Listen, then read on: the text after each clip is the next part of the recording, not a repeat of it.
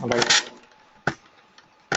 So what is this testing effects concept? It's a very simple concept. As you know, we have discussed earlier about the governor limits and stuff like that. And we understand that Salesforce is on a multi-tenant environment and it never wants a wrong code to be deployed.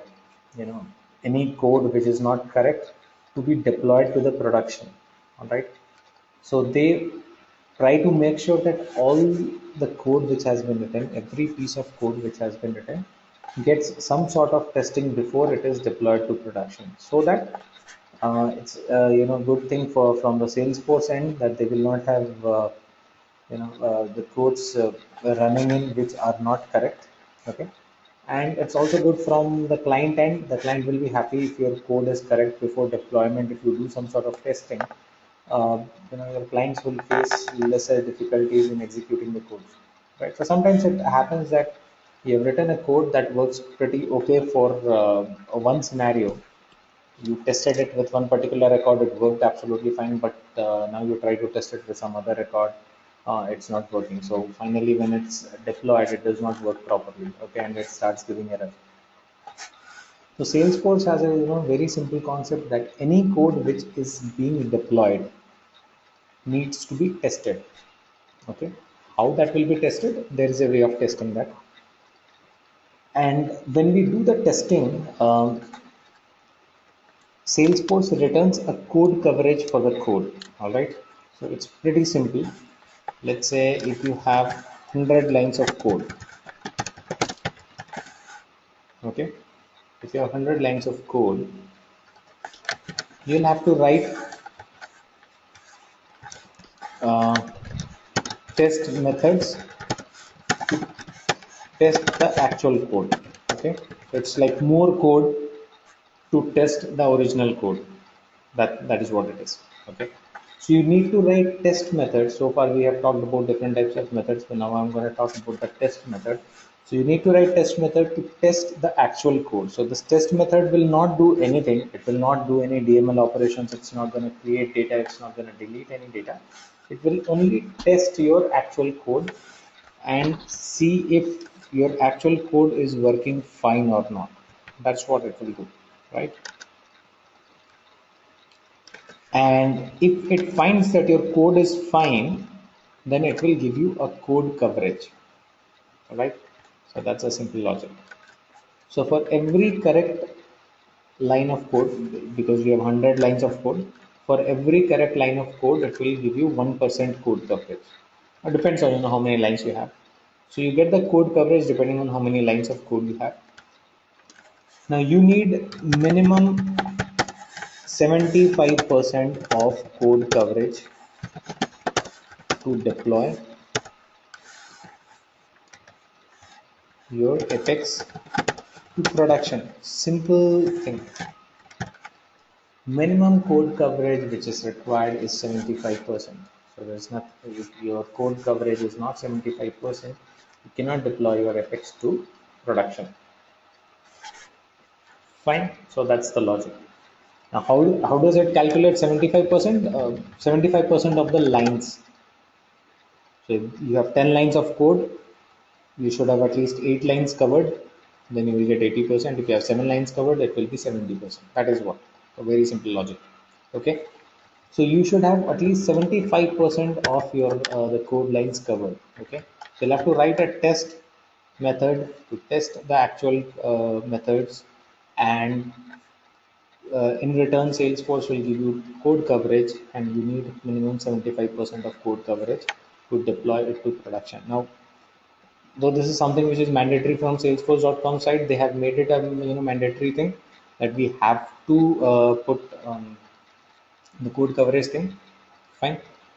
So we do it. However, it's also something which is good for us also. If you are a developer, you're working for a client, if you do testing of your code, it's good. So once your code is tested, it will not fail once it is finally deployed.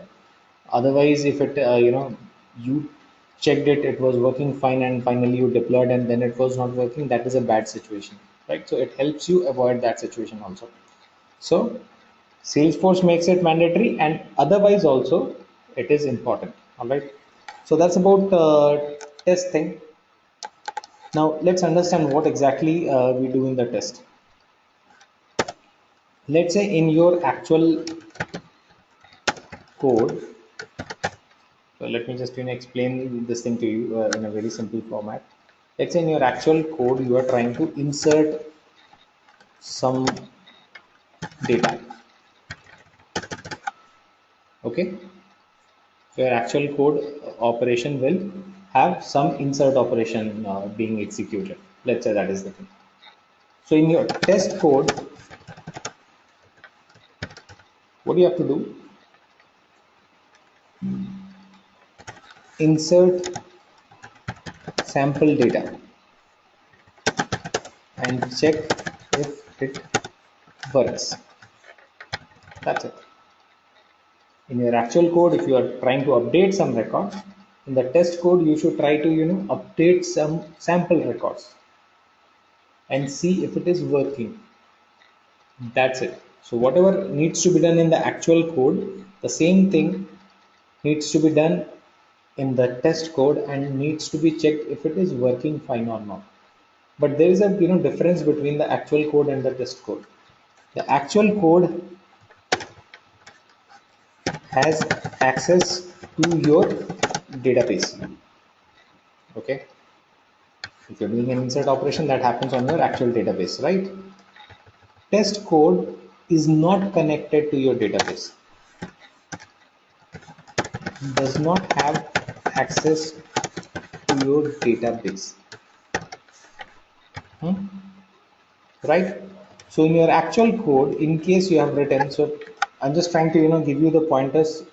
Please let me know anywhere if you're not able to understand. Okay, so I am trying to do an insert operation in my actual method. I will need to try to insert some sample data in this test method as well. However, the difference is the actual method has access to the database, which means if there is an insert operation happening, that insert operation happens on the actual database. Okay, so you can retrieve data and you can store data or update data. Retrieve data, you can store data, or you can do an update on the actual data. Okay, however, for the test code, that is not the case. Your test methods do not have access to the actual database. So in that case, what you have to do is you have to create your sample data. Okay, so dummy records or dummy records. You have to create dummy records and you will have to perform whatever DML operations with the dummy records. Got that thing? So your test code does not have access to the actual database. It cannot retrieve data from there. For example, if you're writing in actual code, if you say account A equals select, let's say select name and type from account where ID equals something, let's say some variable ID. Okay, so this is fetching this record from the database, right? And then I say a dot type equals, let's say, customer, and then I say update a. Let's say this is my actual code, right? So while I'm testing this, I need to test whether update operation works fine on the account or not. So that is something which I need to test. However, I I simply don't have the access to the database, so I cannot write this SQL query to do this. So what I'll have to do is I can do something like this: account, let's say test account whatever equals. So the test method I should be writing it in this way: equals new account, supply the value from your side, name equals IBM, type equals partner, okay, and then say test account dot type equals customer. So now I'm doing all these things on the sample data that I have supplied from my side, because it does not have access to the actual database. If you understand this small concept, these two lines, you should not have any difficulty with the test class ever in your life. Okay, we just have to understand that it needs to test whatever actual method does, but it does not have access to the actual database. So we will just need to provide the data from our side. So this is what I have given, and I say update test count, or you can just do an uh, insert test account here. So don't worry, it will not create the record in your database. Okay, and so that's it. So I say a new account, I do an insert for it, then I assign the value to the type and I update it. Okay, and this has all happened on the sample record. Okay, no actual access to the database. Now, and finally, you can just go ahead and do a system dot assert equals,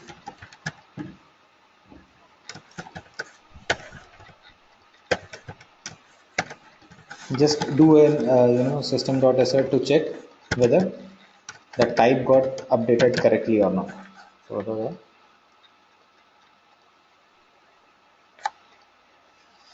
type got updated correctly or not. That's our thing. So that's it. There's not much that we actually need to worry about the test method. It's just that you have to create the sample data. You'll have to work on the sample data, test things on the sample data. That's it. Now, this operation, there's another thing that I want you to understand. This will not create any account on your database. Okay, so every test operation is temporary. It does not commit any data manipulation queries on the database. Fine, this is also temporary, so this also does not affect your database by any chance. All right, so let's do a small example here. Okay, let's do a slightly bigger example for the test. Just give me 1 second, let me log in.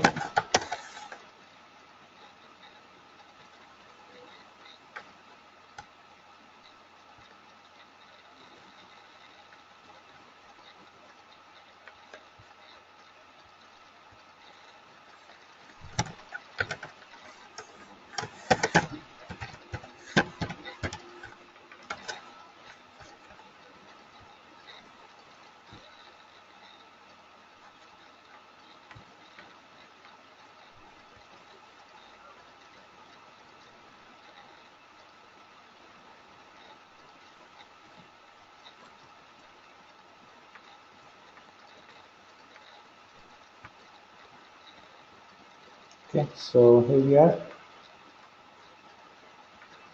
Let's say I want to write a trigger.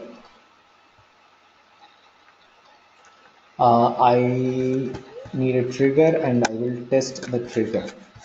So let me just write a small trigger. Let's say on accounts.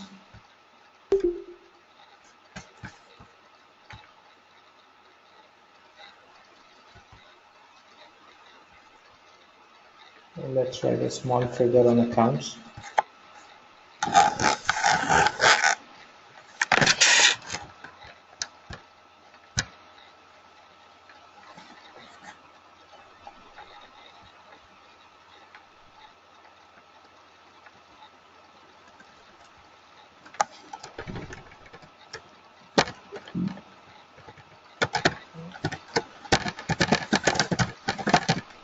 Okay.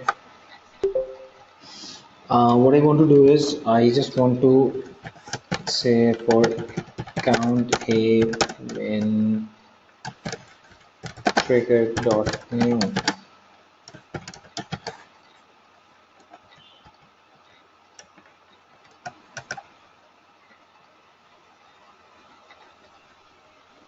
Let's say if a dot industry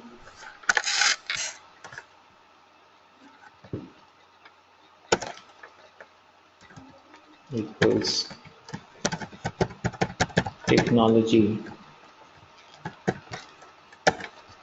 a dot description equals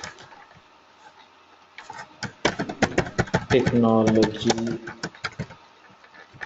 account. So this is my trigger. Semicolon required here.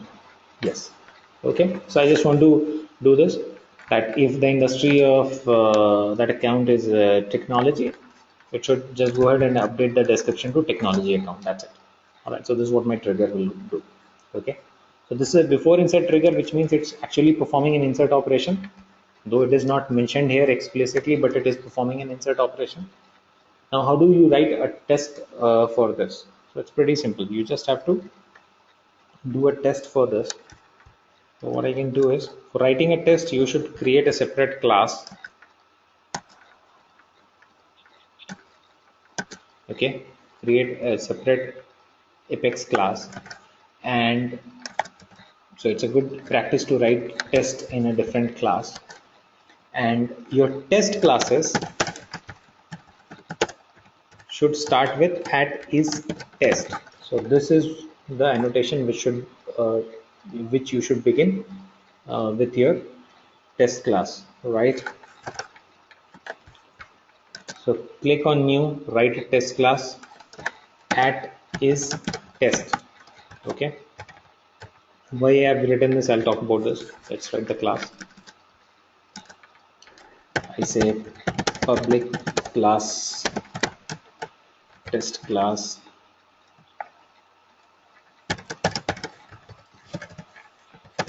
okay. Now there's no difference between a normal class and test class, all right, but the method has to be a test method. Okay, so any method which needs to perform a test, so Salesforce needs to understand which method is a test method, which method is an actual method. So now I'm going to write a test method. So your test method should always be static test method, and it should always be a void method, so it should not return anything. Okay, so that's it. So these three keywords you have to define for test method. Give it any name, my test method, yeah, or call it test method 1.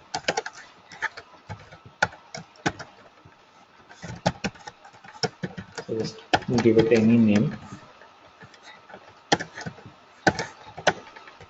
right?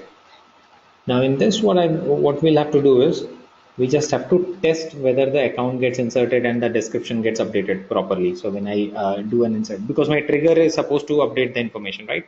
So what I should do is, I should just test that with some sample data. So I'll need to enter some sample data with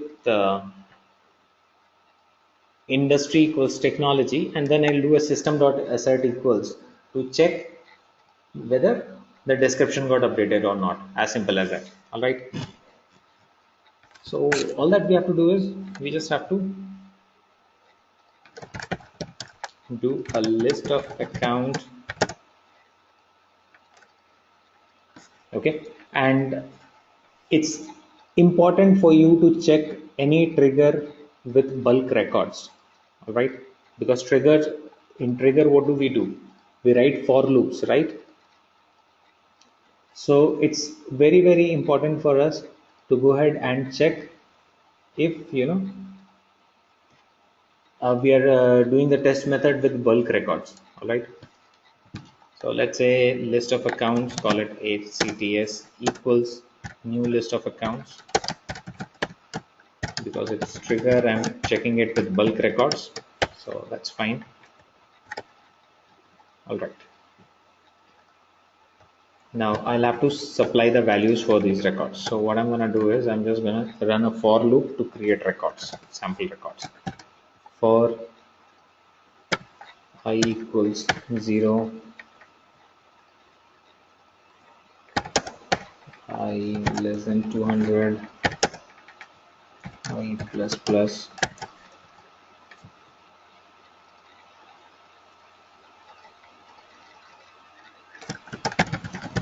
count A equals new count,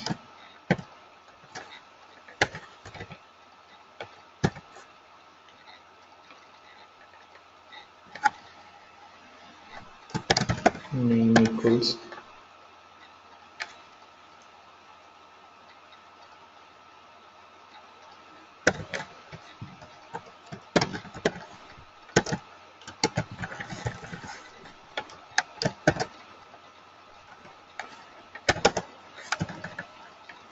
I.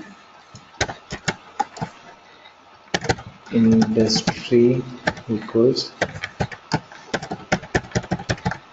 technology, right? Start add A, close the loop. Okay, so my list of accounts is ready. Okay, so for I equals 0 to 200, less than 200 in fact, I'll just run a for loop to create new accounts and to add them to this list ACTS. Okay, so this gets added into the list. So that's it. So my set of records is ready. Now what I should do, I should just do my testing. So you can do a test dot start test. Okay, and then perform insert. So this is actually what needs to be tested, right? I don't need to test all these things. This is all sample record being created. This does not need to be tested. This is what needs to be tested. So it's always a good habit to start the test where you actually, you could have, if you don't mention this, that's also fine.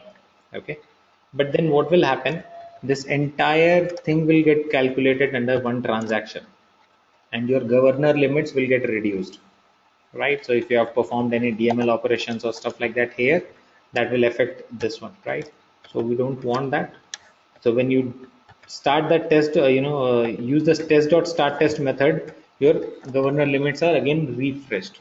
Okay, and you get fresh governor limits from here. Okay, so that's the reason why we do that. Okay,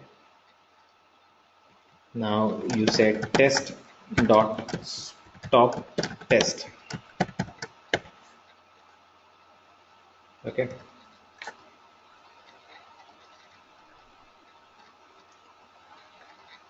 and I will just go ahead and check it. List of, create another list of account, inserted accounts. Okay, so for that let's just do this much. Variable does not exist I at line number 6. Integer I. Expecting right confounds at line 12.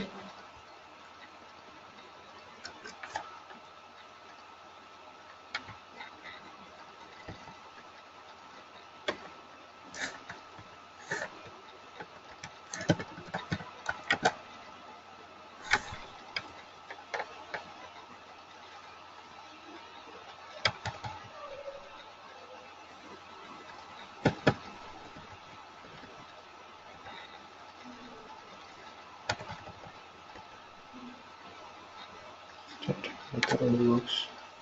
Test method. Okay.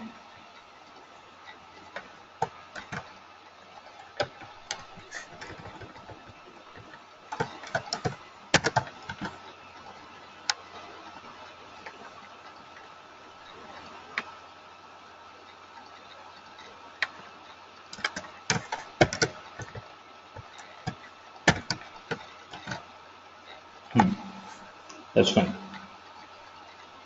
Okay. So this is my test method, which is actually gonna go ahead and do the check. Fine. Insert these sample records. Okay. After the sample records are inserted, when the actual insert operation has happened, now there is one more thing that I want to do. I just want to go ahead and do a system.assert to check whether the description has got updated to that technology account. So what I actually was planning to do. So let's just do that.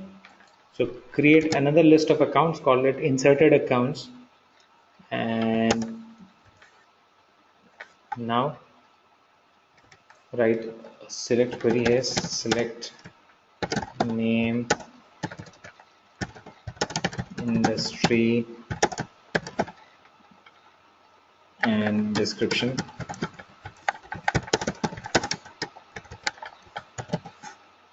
From account where ID in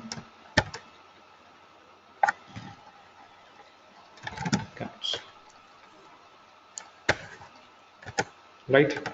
So it will go and check all the records where the ID is in accounts. And here I'll write another for loop for account IA in inserted accounts. I just want to do a system.assert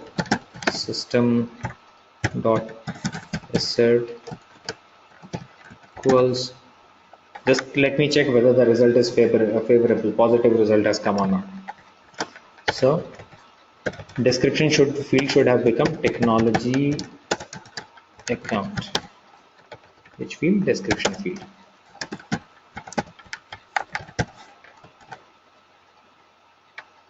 Sorry, ia.description. For this record, if the description is equals to technology account or not, that is what my trigger is supposed to do. All right. So here is the test method for my trigger, the one that I've written. All right. So I'm testing it for bulk records. I'm checking also, whether the result as expected are coming or not. Okay. Now let's go ahead and run this test method. So all that you have to do is you have to run this test method. Test method you have written, that's absolutely fine. The only thing that is required to be done here is you have to run the test method. How do you run the test method? You go to Apex classes and you can say run all tests. Okay, so this will run all the test methods which are there defined. Okay, before I get into the other stuff, I will also tell you why did we use @isTest for that class. Okay, why did I use this annotation? There's a simple logic for it. All the code that you write in Salesforce has a limit. If you see here, you have a limit of 3 million characters. So including all your epics, you have a limit of 3 million characters, not more than that. Characters, okay? Not 3 million lines. So this is the limit for the actual code. This is not, it does not include the test code and all, right? So when you write this @isTest before start of a class, this is not counted in that limit. Okay, so these classes will be excluded from that limit. So you will have more characters available to write code. If you don't write this, you can still go ahead and write a test method inside that, but then those test method will also be counted in the limit, so which is something which we don't want to do. Okay, so that's the simple logic. We are currently using, see if you read it here, we are currently using 14,000 characters of Apex code, excluding comments and this. So the comments that we make in the code and this @isTest annotated classes are excluded out of the limit. So that's it. Okay. Otherwise, you could have actually written the test method inside anything. So it's actually going to test all the test methods. If you do a run all test, it's going to test all the test methods in your org. Okay, so this is one option. The other option is you go to the developer console. If you just want to go and do a test for a specific test class, go to the developer console.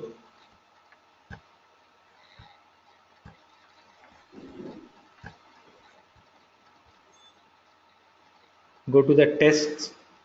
Okay, here, and you have, what is the name of the class that I have written just now?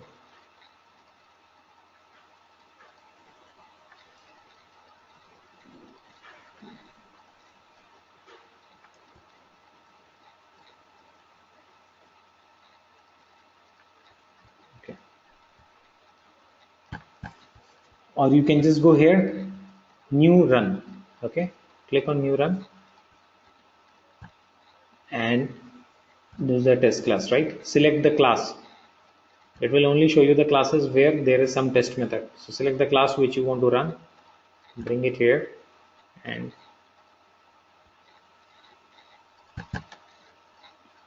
say run. Okay, so this will only run this test class. So you always don't have to run all the tests and all. Okay, so this is a better way of doing it. Run it.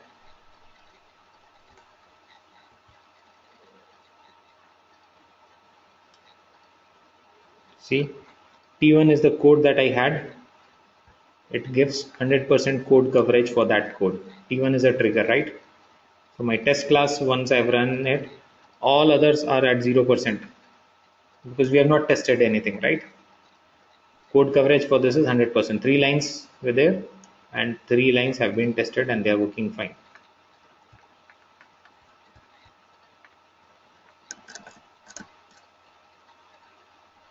Okay, now, so if you go to that trigger now,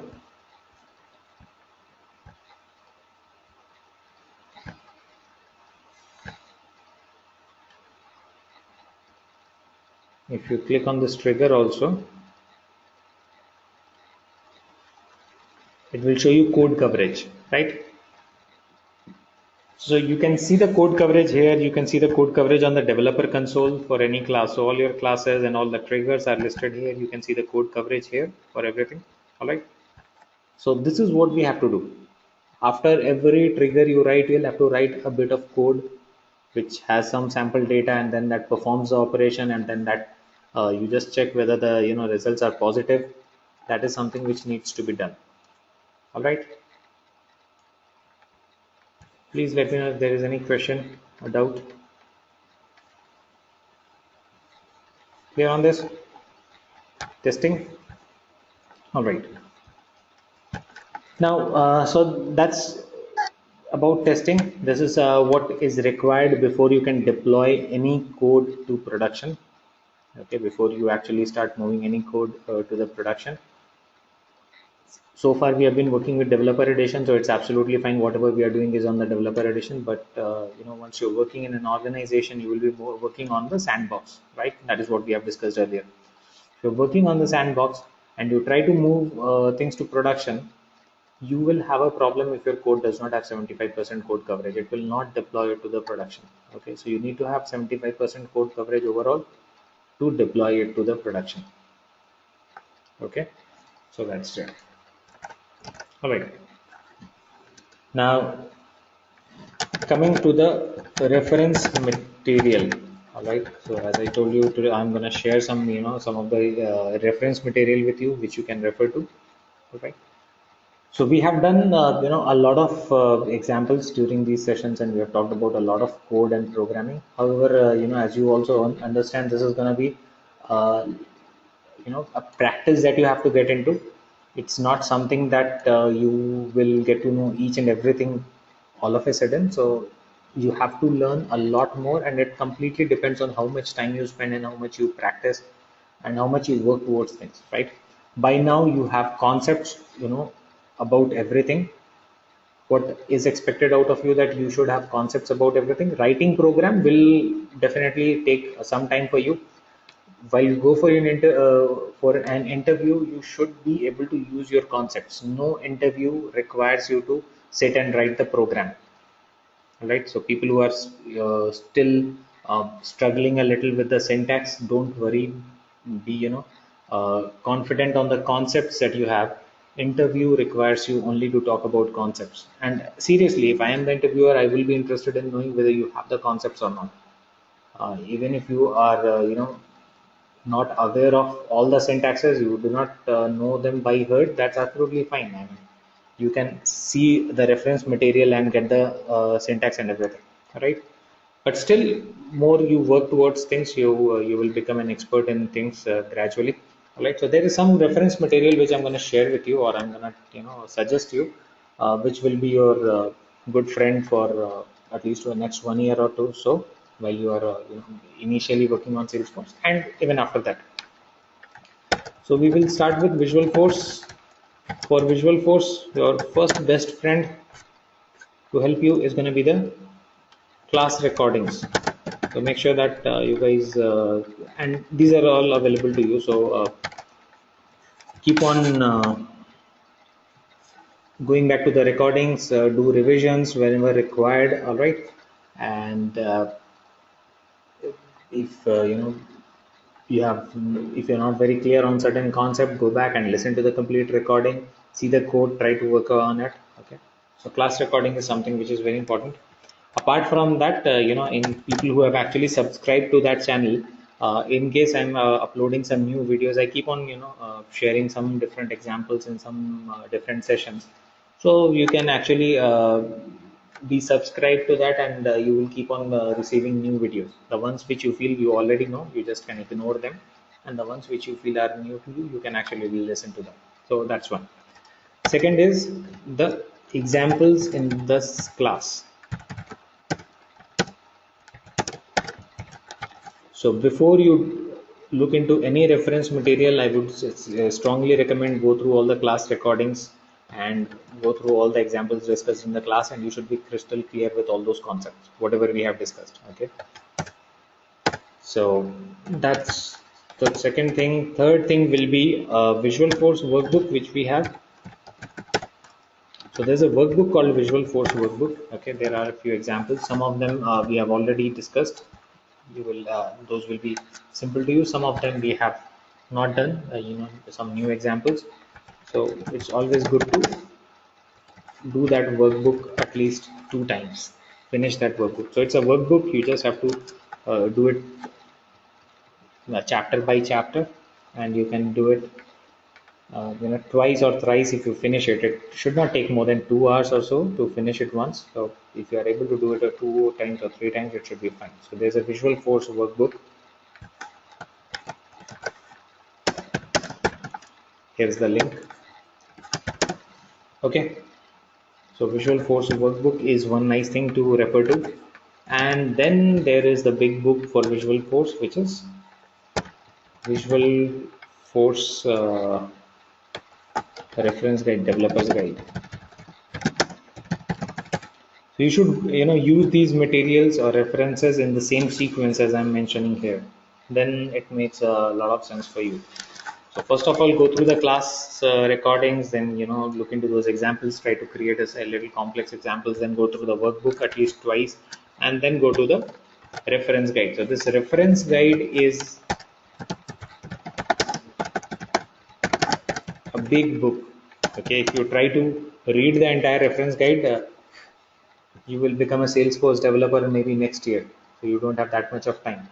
So the good idea is go through the Visual Force workbooks and sessions and all these things, and then read selective items on the reference guide. It's actually a big book. It has close to 200 pages. So we never have time for reading 200 pages. So just be selective on what you want to learn while you go to the reference guide, and that will happen only if you have done these 3 things before you get into the reference guide.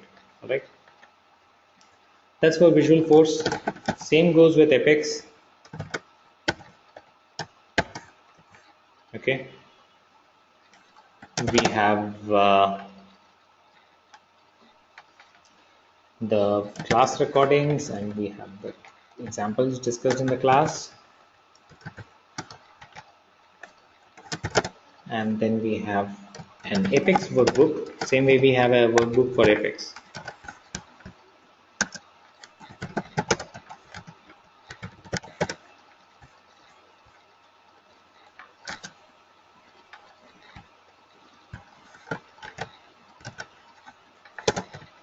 I'm just gonna mail it to you after the session.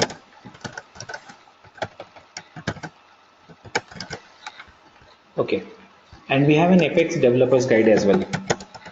Apex code developers guide. And always use the links that I'm sharing. I mean, there are two versions of each of these documents. One is the HTML version, the one which I'm opening now, and one is the PDF version. Okay, so don't download a PDF. Sometimes we say I think that PDF is going to be helpful. I don't find PDF really helpful because you do not have that option of navigating. So in HTML, the best part is you can navigate it very quickly. Okay, you can expand these things. So if I'm talking about ways of invoking Apex, and I'm actually thinking about uh, some asynchronous Apex, and I just want to know more about queuable Apex, so I have that option, right? So it makes your life a lot more easier. Trust me on this, PDF does not help you at all. So don't go with the PDF, always try to use the HTML version of it. Okay, so we have Apex code developers guide. Okay, so that's about Apex. SOQL and SOSL, there is a reference guide for SOQL and SOSL, which is here. SOQL and SOSL reference guide. That's also HTML. So this is where you can find all the syntax related to SOQL, SOSL, how the query needs to be written, what all needs to be passed on, and stuff like that. So about SOSL there. Typographical conventions, the statement, how to use a where clause, order by clause, and all that stuff. So everything is there. All right. For business logic section, I think I have shared a few PDFs with you for formulas, workflows, and approvals. Please let me know if I have shared some PDFs on this with examples.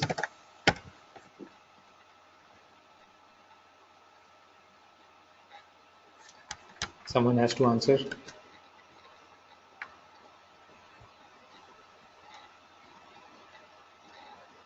Yes, Navita says yes. Okay, great. Thank you.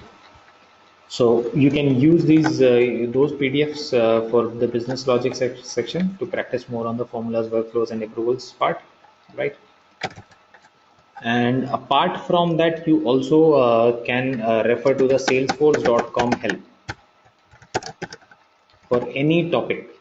Mostly topics which are related to which are not that much into Visual Force and Apex. Anything related to maybe the page layout, or anything which is related to something like permissions and profile sets, and permission sets and the profiles, or organization wide defaults, or creating email templates. So whatever, all these small things. There are a lot of other things uh, which include the default functionalities of Salesforce. For that, Salesforce.com help is the best place. Okay, so if you do not know how to use a certain option, the best thing that you can do is you can just go to that particular thing. So if you want more information on let's say uh, let's say workflow rules. Okay, so you should just go to workflow rules, and from here you can always go to help for this page. So this is the best place for you to get help on any topic. Okay, whatever is there in the menu. So I understand there are a lot of things here which are not regularly used, but if you are required to use that, you can just go here and you will get a lot of details here about that particular topic. And it also opens with that browse help, so you always can navigate through this. Okay, again, don't try to go through this entire thing, because that will become very difficult for you, but it's always good to look into this for any part of help that you want, right? Enhancing your objects, data, using custom objects and records and all that stuff, custom object records overview and all that, right? So the salesforce.com help is again one nice thing that you can always refer to. Okay, in case anyone is willing to go for certification exams, depends whether you are employer wants you to be certified, or whether the consulting company that is working with you, they ask you to get certified. In case you plan to go for a certification exam, there is a nice link here which is called certification.salesforce.com. Here it is. So you will find all the details related to certification.salesforce.com here. Okay. For you guys, you should go for Dev 401 certification, which is also called the developer certification.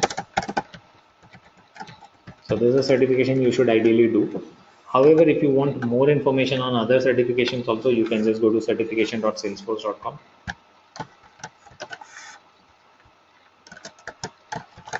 Okay, this link will help you understand each and everything about certification. What all certification for administrators, what certification for developers, what's the certification for implementation experts. So if you look into developer is a certification that you should do. I don't think you guys are gonna do admin certification. So in developer again there are two certifications, developer and advanced developer. So you can always read about that certification exam, how many questions, how much time, what is the passing score, how much registration fee, what is the retake fee, everything is here. Okay, and you also have a study guide here. Okay, so this study guide, for every exam you have a study guide. The study guide basically allows you to study guide allows you to kind of look into the complete syllabus of your exam. Okay, what all questions will be asked from where, and also if you look into this developer certification exam, there is no visual force, no apex. Okay, so this is a simple exam. In case you're required to go for certification, go for this one. Anyhow, you cannot go for advanced developer before clearing this, so this is the only option that is left for you.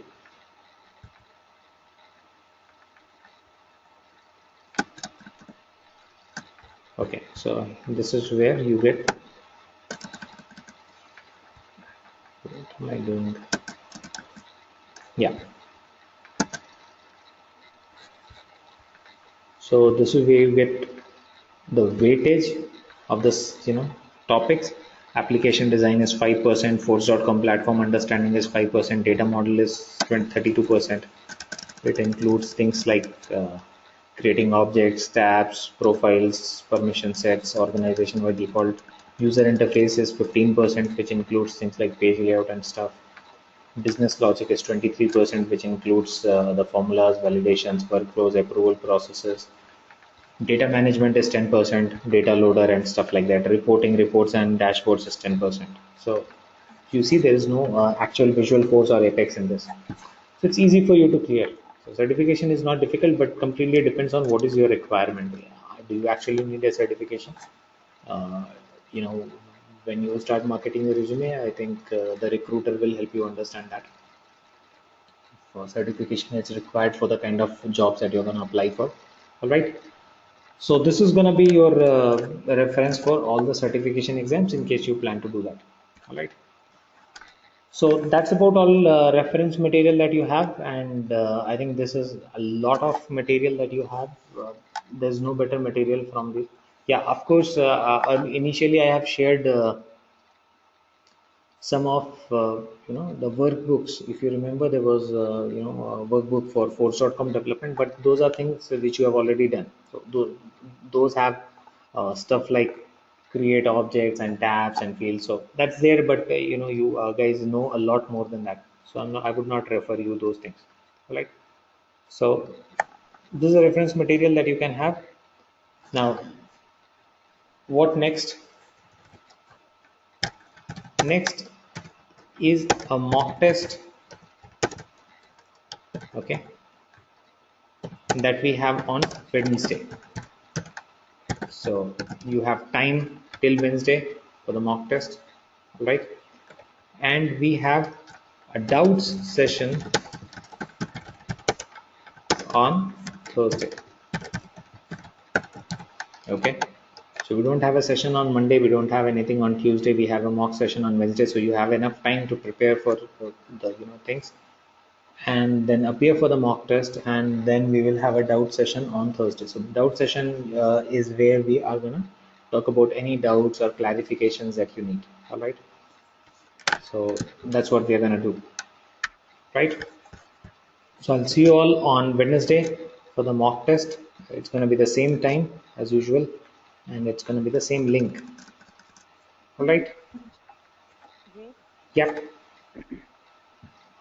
uh, sorry, can you hear me?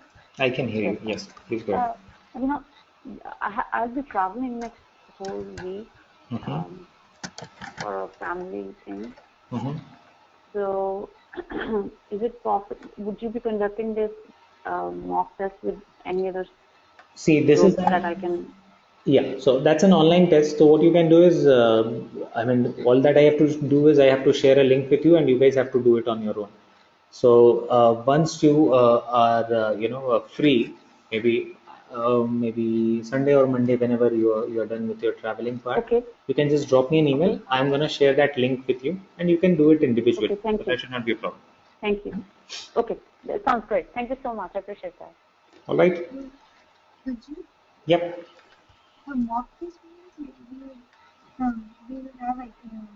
Mock test is exam. Yes.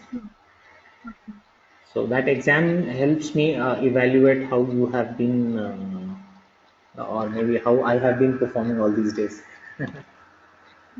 That's it. So don't worry about that. It's a simple test. So I just want you to go through all the things. Why I actually use this mock test, so that you take out some time, read through all the concepts and stuff, and then we will have this small exam, and it's going to be an online test which you will do on your own, and it's going to be an open book test as well. So you will be allowed to refer to any material that you want to. So that's about that mock test, and after that we have the doubt session. So also be ready with your doubts or questions that you have.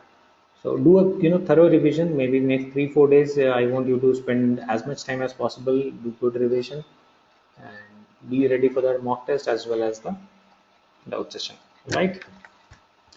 Okay, so I'll see